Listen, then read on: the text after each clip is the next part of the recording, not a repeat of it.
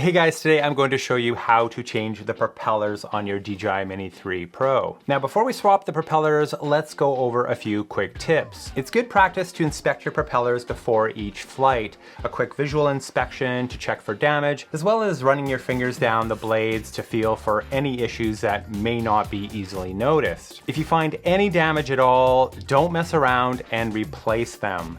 Buying a set of new propellers is a lot cheaper than replacing or fixing a lost or damaged drone. Propellers always need to be changed in pairs, and both blades must come from the same package. You do not want to mix and match propellers from other packages, and even if only one blade is damaged, both must be replaced. DJI also recommends checking the tightness of the screws after every 30 hours of flight, or about 60 flights.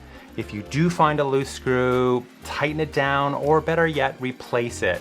Each new package of DJI props comes with an extra screw, so you should have some spares. And of course, it's always a good idea to keep some extra propellers in your camera bag, just in case you need to replace some in the field. Let's replace a set of propellers. Now, I have one propeller here that has a bit of damage from coming in contact with a small branch. It's nothing major, but it's smarter to replace it right away than take chances with it failing on a subsequent flight. Installing a set of propellers to the correct motor is super important because two motors spin clockwise and two spin counterclockwise.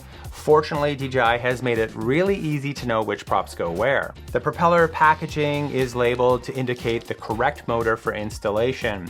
Orient the package with your drone, and the label reveals the correct propellers for each motor. For my replacement, I need the propellers from package B. There are also markings on both the propellers and the arms of the drone to assist with installation. Marked propellers get installed on the motors with a corresponding mark on the arm, and unmarked propellers get installed on the motors without a mark on the arm.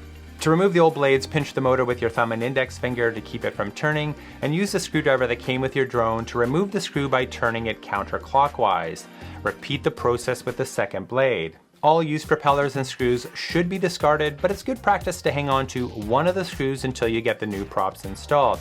I'll explain why in just a little bit. Now, installation is just as easy. Make sure you have the correct propeller for the motor, place it on the spindle, insert the new screw, and turn it clockwise to tighten it down.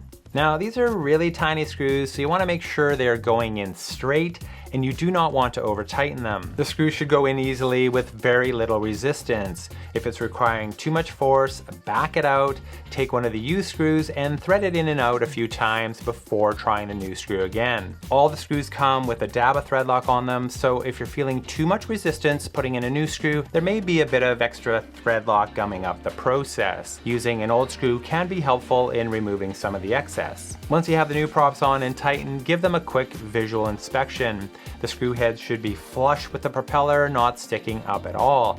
If that looks good, hold the drone nose up, letting the props dangle.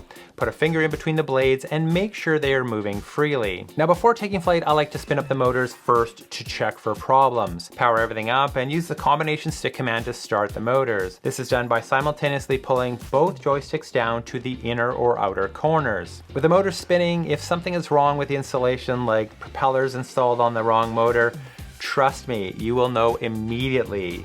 To stop the motors, use the combination stick command again, or pull down on the left joystick if your remote is in the default joystick mode. If you didn't notice any issues with the motors idling, you're probably good to go, but I would recommend putting the drone in the air first to make sure it hovers and moves normally before heading out for a regular flight. And that's it for this one, guys. Don't forget to inspect those props often and replace as necessary. And as always, thanks so much for watching, and yeah, I'll see you in the next one. Bye.